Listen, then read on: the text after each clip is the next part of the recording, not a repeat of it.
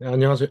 네, 안녕하세요. 테크 투자를 하시는 모든 이제 투자자분들, 오늘 2월 1일 아침입니다. 네, 주말이죠. 네, 주말인데도 불구하고 주식시장은 계속해서 움직이고 있습니다. 그래가지고 오늘도 오늘의 시장, 대, 주식시장에 대해서 한번 같이 알아보도록 하겠습니다.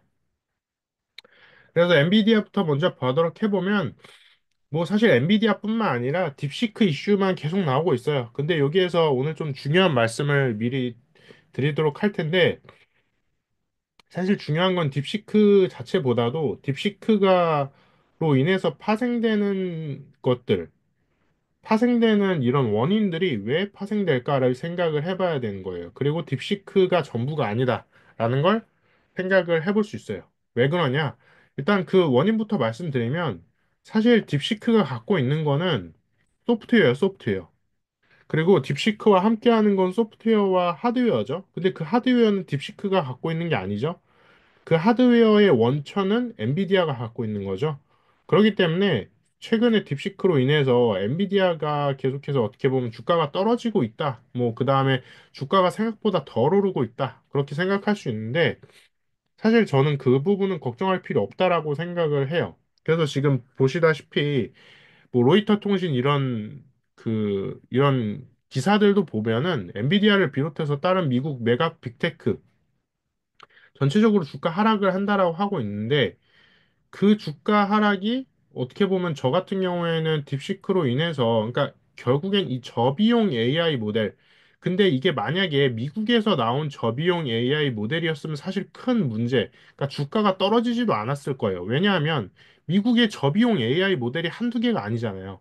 그리고 물론 이번에 나온 이 딥시크가 챗GPT 그 이상의 효과를 낸다라는 그런 기사들이 계속 나오면서 그거로 인해서 어떻게 보면은 주가가 떨어진 것도 사실이긴 해요. 그리고 거기다가 이 딥시크라는 것이 미국 거가 아니라 중국 거다. 그리고 미국과 중국은 지금 AI 어떻게 보면 전쟁을 하고 있기 때문에 그거로 인해서 미국에 있는 빅테크의 주가가 떨어지지 않을까 이런 얘기를 하고 있는 건데 사실 그 부분은 그래서 그걸 한번 생각을 해보는 거죠. 어, 이 딥시크 하나로 이 딥시크 하나로 과연 중국의 AI 시장 전체를 과연 대변을 할 수 있을까? 저비용 AI 모델 하나만으로 미국에 있는 빅테크를 다 잡을 수 있을까? 그거는 저는 아직은 좀 아니라고 봐요. 그런데도 불구하고 딥시크가 의미하고 있는 부분은 굉장히 크죠. 왜냐하면 아까도 말씀드렸다시피 딥시크는 저비용 AI 모델에다가 거의 챗GPT에 준하는 효과를 내고 있기 때문이죠. 그 부분 때문에 챗GPT도 오늘 보시는 것처럼 챗GPT O3가 나왔어요. O3는 보시다시피 O3 미니, O3 미니 하이 이렇게 두 개가 나왔는데 보시다시피 O3 미니는 고급 추론의 빠름, 그 다음에 O3 미니 하이 좀 더 높다라는 거죠. 코딩과 논리의 뛰어남. 그리고 더 많은 모델 보면은 레거시 모델인 GPT-4와 그 다음에 GPT-4o 미니 대부분의 질문에 더 빠름 이렇게 있습니다. 근데 O1 같은 경우에는 논리적 설명 그리고 O3 미니 같은 경우에는 논리적 설명에다가 거기에 고급 추론을 좀 더 빠르게 진행하는 거. 그러다 보니까 O3 미니가 어떻게 보면은 이 딥시크 정도의 역할을 하지 않을까라고 저는 생각을 하고 있어요. 근데 다른 점이 있다라고 해보면 이 챗GPT 전체적인 모델은 비용이 조금 높다라는 거. 그러니까 엔비디아의 칩 같은 것들이 좀 더 많이 들어갔다라는 거. 근데 딥시크는 저비용 AI 모델이다. 그러다 보니까 이런 중국에 있는 AI 기업들이 어떻게 보면 미국의 기업들이 좀 더 많이 성장하는데 좋은 영향을 상대적으로 주고 있다. 그 다음에 한국에 있는 AI 기업들이 성장하는데도 좀 좋은 영향을 줄 거라고 저는 생각을 하고 있습니다. 그 다음 테슬라를 봐보면 테슬라는 최근 주가 변동성을 겪고 있죠. 그리고 왜냐하면 제가 여기 정리해 놓은 부분도 있는데 그 테슬라가 4분기 실적이 나왔어요. 그 4분기 실적이 엄청 안 좋지도 않고 그렇게 막 엄청 좋다라고도 할 수는 없어요. 그러다 보니까 제가 이 부분 이따 뒤에서 말씀드릴 거 블로그 주소도 올려드릴 건데 그걸 함께 보도록 할게요. 그래서 테슬라는 지금 현재 중국 전기차 제조사들의 경쟁과 그다음 글로벌 공급망 이슈 이 부분이 앞으로도 계속해서 좀 주가에 영향을 줄 것이고 테슬라 같은 경우에는 에너지 시장에서도 좀 요즘 성장을 많이 하고 있다라는 거 그 부분도 계속해서 봐야 될 부분입니다. 그다음 팔란티어. 팔란티어 같은 경우에는 제가 어제도 말씀드린 부분인데, 영국 경찰과 어떻게 보면 영국에 있는 그 민간 기업이 아니라 국가 기업이죠. 예. 그렇게 협력을 또 체결했다라고 해요. 그러니까 팔란티어 같은 경우에는 계속해서 새로운 시장에 침투를 하고 있다라는 거, 그리고 실질적인 매출이 발생하는 계약이 진행되고 있다라는 걸 살펴볼 수 있습니다. 그리고 아이온큐 같은 경우에는 새로운 소식은 나오고 있지는 않아요. 그런데도 어떻게 보면은, 어, 이 양자 컴퓨팅 부분에서, 미국의 양자 컴퓨팅 부분에서 어떻게 보면 1등 스타트업이라는 걸 생각을 해보시면서 계속 공부를 해나가 보도록 할게요. 알파벳도 마찬가지로 AI나 클라우드, 구글 클라우드 서비스 부분. 그래서 알파벳, 이 구글 같은 경우에는 이 사실상 그 광고로 돈을 많이 벌고 있었는데 그 검색 광고죠. 우리가 구글에다 검색했을 때 광고가 이렇게 막 떠요. 티스토리나 그런 구글 검색했을 때 광고 창이 엄청 뜨잖아요. 뭐 나무 위키나 그런 거 검색했을 때. 그래서 그런 부분에서 돈을 많이 벌고 있었는데 이 구글 클라우드에서도 돈을 많이 벌 거다라고 기대를 하고 있습니다.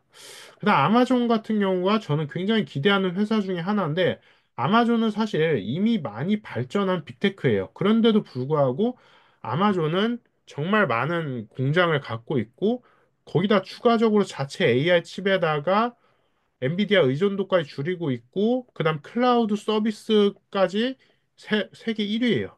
그렇기 때문에 어느 정도까지 성장할지 그러니까 성장을 했는데 거기에다 AI가 붙으면서 그다음 드론까지 붙고 미국에서 드론으로 배달하기 시작하면은 아마존은 정말 엄청 더 커질 거라는 기대를 하고 있습니다. 그다음 애플 미국 시장에 있는 스마트폰 시장을 대부분 갖고 있는 애플입니다. 네.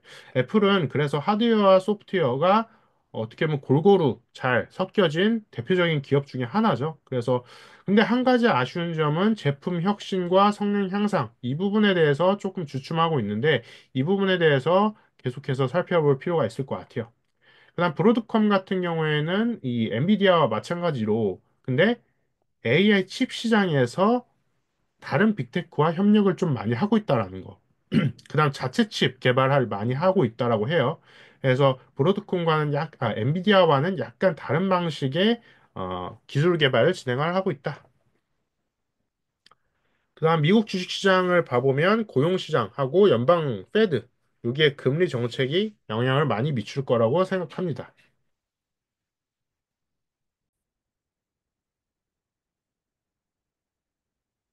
네, 그래서 이 주식시장 제가 주요 테크 기업 동향, 주가 동향에 대해서 간략하게 이렇게 요약된 걸 살펴보면은 엔비디아와 보시는 것처럼 보시는 것처럼 엔비디아는 뭐 마이너스 37%. 그러니까 엔비디아만 조금 딥시크 그러니까 이게 어떻게 생각하시면 좋냐면 한 번에 좀 많이 올랐던 것들은 좀 조정이 들어갈 때 상대적으로 좀 많이 하락을 할 수도 있다. 그러니까 왜냐하면 엔비디아가 아무래도 2024년도에 독보적으로 많이 올랐다 보니까 그런 부분에 있어서 조정이 들어갈 때도 많이 조정이 들어갈 수 있다. 근데 여기에서 주목할 만한 부분은 바로 팔란티어예요. 82달러죠. 그러니까 신고가를 또 갱신하려고 지금 하고 있어요. 그 이유는 무엇이냐? 엔비디아 같은 경우에 사실 AI 칩이라는 것을 이미 계약을 다 맞춰놨어요. 거기에다가 추가 계약이 들어오기가 사실 추가 계약이 들어와서 실적을 뒷받침하려면 추가 계약이 좀 많이 크게 들어와야 돼요. 그러니까 이미 파이가 엄청 커졌다라는 거죠. 그러니까 이미 엔비디아의 몸집이 커지고 있다는 뜻이에요. 근데 팔란티어는 엔비디아만큼 사실 몸집이 그렇게 아직은 크지 않아요. 그러다 보니까 조그만 계약들이 붙을 때마다 호재가 조그만 게 뜰 때마다 어떻게 보면 주식시장에 그때그때 반영이 될 수 있어요. 팔란티어 같은 경우에 지금 검색을 해보시면은 지금 네이버에다 제가 검색을 해볼게요. 지금 팔란티어 같은 경우 이렇게 검색을 해보시면 PER이 417배나 돼요. 그리고 2024년 4분기의 PER만 따로 떼놔서 보더라도 PER이 100배가 넘어가요. 그러니까 그만큼 PER이 400배, 보통 이게 예를 들어서 엔비디아를 볼게요. 엔비디아의 PER이 46배예요. 그러니까 PER이 사실 어느 정도 돼야 좀 안정된다라고 말하기는 좀 애매하긴 한데 비정상적인 수치는 알 수는 있거든요. 그러다 보니까 저 같은 경우에는 팔란티어를 중간중간 이렇게 매도를 하고 있어요. 이렇게 신고가가 뜨거나 또는 어느 정도 주가가 이렇게 상승축에 속했을 때 저는 중간중간 매도를 하고 있습니다. 예를 들어 저 같은 경우도 한 1월 한 이쯤에 매도를 한번 진행을 했어요. 그 이유는 뭐냐면 제가 주식을, 뭐, 물론 전 팔란티어를 장기적으로 보유를 하긴 할 거지만, 저는 주식을 가지고 어느 정도 자본금을 계속해서 만들어 나가고 있는 입장이기 때문에, 그러니까 제가 이 주식 미국 시장에 투자를 한 거를 10년 동안 저는 하나도 팔지 않고 계속 유지하기가 저는 힘들어요. 그러다 보니까 저는 어느 정도 주식 시장에 돈을 매도를 저는 중간중간 계속 해야 되죠. 근데 어떤 주식을 매도를 해야 될 거냐 생각을 해봤을 때 저의 원칙 중에 하나는 어, 상승축에 올라온 주식 중에 하나를 매도하자예요. 그러니까 그게 팔란티어가 됐든 테슬라가 됐든 엔비디아가 됐든 어느 정도 일정 부분 예를 들어서 10% 이상 상승을 했다 또는 20%, 30%, 40%, 50% 이렇게 상승을 했다. 그럼 거기에서 일부분을 매도를 하는 거죠. 다 팔고 도망가다 이게 아니라. 근데 그 중에 제가 갖고 있는 주식이 여러 가지가 있지만 그 중에 하나가 팔란티어가 좀 PER이 비정상적으로 높다 보니까 이게 나중에 조정을 들어와서 만약에 하락을 하게 되면은 다른 주가보다 하락을 좀 많이 할 거라고 저는 생각을 하고 있어요. 그러다 보니까 상대적으로 높이 올라온 팔란티어를 저는 중간중간 매도를 하고 있습니다. 엔비디아도 동일하게 매도를 진행을 했었어요. 예, 한 130달러 그쯤에 한번 매도를 진행을 했었고요. 아이온큐도 제가 중간에 한 45달러쯤에 매도를 진행했었어요. 그러니까 제가 갖고 있는 주가들이 이렇게 이거 말고도 몇 개의 주식들을 갖고 있는데 대부분의 테크 주식들은 중간중간에 흔들릴 위험들이 있기 때문에 어느 정도 상승장이 들어왔다라고 해보면 자신의 자본금에 맞춰서 꼭 매도를 하시는 습관을 가지시길 바랄게요. 알파벳 같은 경우, 구글 같은 경우가 신고가를 갱신했다라고 해요. 204달러까지 들어왔죠. 그다음 아마존 같은 경우도 다시 신고가 237달러. 애플도 236달러. 그러니까 애플은 240달러가 넘어야지 신고가가 될 거예요. 그다음 브로드컴도 220달러를 회복을 하고 있습니다. 그러니까 이게 매일매일 제가 주가를 보여드리고 있긴 하지만 더 중요한 건 뭐냐? 테크 기업들이 어떤 거에 원칙을 갖고 있냐? 소프트웨어와 하드웨어의 시장을 갖고 있어요. 자, 엔비디아는 소프트웨어, 하드웨어 둘 다 갖고 있죠. 테슬라도 마찬가지죠. 팔란티아는 소프트웨어 위주만 갖고 있죠. 아이온큐는 소프트웨어 위주만 갖고 있죠. 그 다음에 알파벳도 소프트웨어 위주로 갖고 있죠. 근데 구글 같은 경우에는 하드웨어를 갖고 있긴 하지만 좀 명확한 좀 이렇게 매출을 내고 있는 하드웨어를 갖고 있진 않다라는 게 좀 아쉬워요. 그냥 아마존도 소프트웨어 위주죠. 근데 아마존은 드론 시장을 좀 있으면 진입을 할 거기 때문에 이미 진입을 했어요. 그리고 아마존은 자신만의 공장이 또 있기 때문에 하드웨어 시장도 충분히 노려볼 만하다. 그러니까 애플은 대표적인 하드웨어와 소프트웨어 융합된 기업 중에 하나죠. 근데 하드웨어가 조금은 요즘 아쉽다. 그다음 브로드컴 하드웨어 위주의 어떻게 보면 기업이죠. 그러다 보니까 테슬라가 좀 더 어떻게 보면 그 장기적으로 봤을 때 더 많이 성장할 거다라고 기대할 수 있을 만한 것 중에 하나가 이 대표적으로 이 IT 기업은 소프트웨어와 하드웨어 이 두 가지로 나눠지는데 그 두 개를 다 잘할 수 있는 기업 중에 하나가 바로 테슬라다. 엔비디아는 그 두 개를 이미 잘 해오고 있기 때문에 지금 폭발적으로 성장을 하고 있는 거고요. 그래서 S&P를 한번 봐도록 해보면 1월 31일 4시 이렇게 기준으로 6천에서 조금 하락을 했네요. 이렇게 볼 수가 있고요. 그 다음에 주요 뉴스도 봐보면 딥시크하고 트럼프 관련된 내용밖에 없어요. 그다음 메타 관련된 요즘에 메타도 또 많이 상승을 하고 있다라고 해요. 그래서 메타 같은 경우도 대표적으로 소프트웨어 기반 기업 중에 하나죠. 네, 메타 같은 경우도 소프트웨어 기업 중에 하나인데 지금 다시 700달러 신고가를 향해 달려가고 있어요. 자, PER도 31배로 어느 정도 안정적이에요. 1년 최고가 710달러였는데 지금 벌써 710달러를 향해 가고 있죠. 그래서 메타 같은 경우가 왜 이렇게 상승할까? 근데 메타가 요즘에 AI 같은 경우를 많이 오픈 소스로 풀어내고 있어요. 그러고 있기 때문에 그거의 영향으로 메타가 어떻게 보면 그 AI 성장을 하는 데 있어서 올라타지 않았을까라고 생각을 하고 있습니다. 뉴스 같은 것들도 봐보면 가성비 딥시크 쇼크에도 마이크로소프트나 메타 CEO가 AI에 막대한 지출이 필수다라고 계속해서 얘기를 하고 있어요. 그래서 마이크로소프트하고 메타 같은 경우에는 2025년도에도 엔비디아의 칩을 거의 뭐 천억 이상 투자를 한다라고 이미 계획을 하고 있습니다. 예. 그렇기 때문에 메타가 도대체 왜 그렇게 막대한 자본을 투자할까를 꼭 한번 공부를 해보시길 바랄게요. 그 다음에 전체적으로 S&P 시장에 대한 이렇게 맵을 볼 수가 있고요. 엔비디아가 좀 빨간불이 들어왔죠. 이렇게 볼 수가 있고. 근데 사실 이렇게 하루 얼마나 올랐고 얼마나 내렸는지 사실 그 주가 자체보다도 이게 왜 내렸을까? 그 왜를 한번 꼭 생각을 해보시길 바랄게요.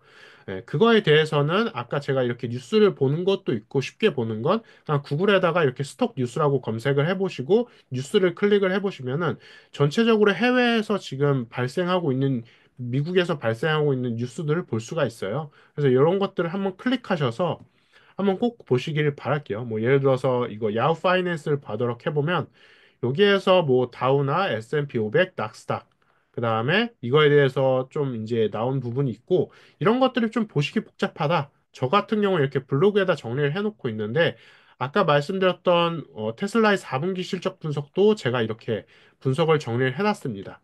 영어로 보시기 불편하시니까 제가 한글로 이렇게 해놨는데 여기에서 중요한 것들 제가 이렇게 체크도 해놨어요. 로보택시 규제 완화, 그 다음에 전기차 충전 인프라 확장이 좀 중요하다. 그 다음 부정적인 요인으로는 전기차 보조금 폐지 가능성이 있다. 이런 것들. 그 다음에 테슬라 투자 전략에 대해서 생각을 해봤을 때 FSD 구독률, 에너지 성장, 그 다음에 로보택시, 그 다음 트럼프 행정부의 정책, 이게 중요하다. 뭐 이런 식으로 제가 정리를 해놓은 게 있으니까 제가 블로그로 정리를 해놓은 것도 꼭 보시길 바랄게요. 그 다음에 이런 것들, 테슬라 이 어닝 이 4분기, 2024년 4분기 어닝에 대해서 Q&A가 있는데 일론 머스크가 질문에 대해서 직접 이렇게 답변을 해준 게 있어요. 네. 이걸 직접 보셔도 좋고요. 제가 영어를 이렇게 한글로 번역을 해놓은 게 한글로 이렇게 분석을 해놓은 게 있습니다. 그래서 이것도 한번 보시면서 여러분들이 투자하시는데 그 다음에 장기적으로 그러니까 저는 단기적으로 투자하기보다 여러분들이 장기적인 입장에서 꼭 바라보시길 바랄게요. 그렇기 때문에 제가 아까 소프트웨어와 하드웨어를 얘기를 한 거예요. 자, FSD가 왜 중요할까요? FSD가 중요한 이유는 바로 소프트웨어의 특성이 있기 때문이에요. 하드웨어 같은 경우는 여러분들이 자동차, 예를 들어서 여러분들이 기차나 부동산을 지금 당장 구매했다 팔았다 이렇게 하기가 어렵잖아요. 근데 FSD 같은 소프트웨어는 구매하기도 쉽고, 판매하기도 조금 수월해요. 그리고 더군다나 업데이트라는 되게 중요한 기능이 존재하죠. 예. 그렇기 때문에 소프트웨어를 장악을 하게 되면은 그 기업은 성장하는 속도도 굉장히 빠르게 돼요. 그래서 테슬라의 FSD 채택률도 2025년 5년도 초에는 2%에서 12%까지 증가할 것이라고 예상을 하고 있어요. 근데 어떻게 증가시키냐? 그 원인 중에 하나가 무료 체험과 요금 인하로 인해서 FSD 채택률이 높아질 거다라고 얘기를 하고 있습니다. 그다음 제가 머스크 CEO의 입장도 이렇게 정리를 해놓은 게 있으니까요. 이것들도 꼭 살펴보시길 바랄게요. 네. 그래서 테슬라는 AI와 로봇 소프트웨어 기업으로 좀 진화를 할 라고 일론 머스크가 직접적으로 답변을 한 것을 살펴볼 수 있겠고요. 이것들도 꼭 살펴보시길 바랄게요. 그래서 오늘의 주가 시장에 대해서도 이렇게 살펴봤고요. 여러분들이 오늘도 전체적인 그러니까 테슬라나 뭐 여러분들이 좋아하는 기업들이 있을 거예요. 근데 좋아하는 기업만 보는 게 아니라 전체적인 미국 시장을 이렇게 한번 꼭 보시길 바랄게요. 그래야지 여러분들이 장기적으로 투자하시는 데 있어서 그 공부가 제대로 적용이 잘 될 거라 생각합니다. 네, 이것으로 마치도록 하겠고요. 네, 오늘도 함께 들어주셔서 감사합니다.